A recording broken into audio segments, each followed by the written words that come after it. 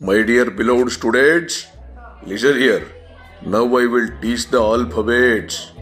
A for alcohol and asset tax. B for bus and birth certificate price hike. C for current bill hike. D for diesel cess hike. E for education minister ಗೆ ಕನ್ನಡ ಬರಲ್ಲ. F for foreign trip tax. G for Gandhi election tax. H for hospital chiti price hike. I for infrastructure cess hike. J for jail of Parapura Agrahara turned into resort.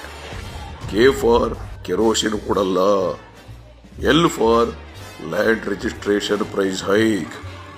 M for milk price hike up to 9 rupees. N for ನೀರಿಲ್ಲ ನೀರಿನ ರೇಟ್ನ ನಾವು ಜಾಸ್ತಿ ಮಾಡ್ತಾ ಇದೀವಲ್ಲ. O for oil price hike.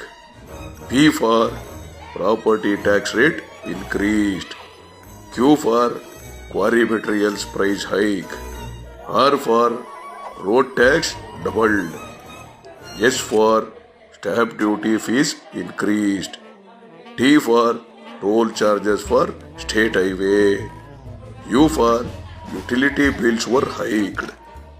W for water tax doubled.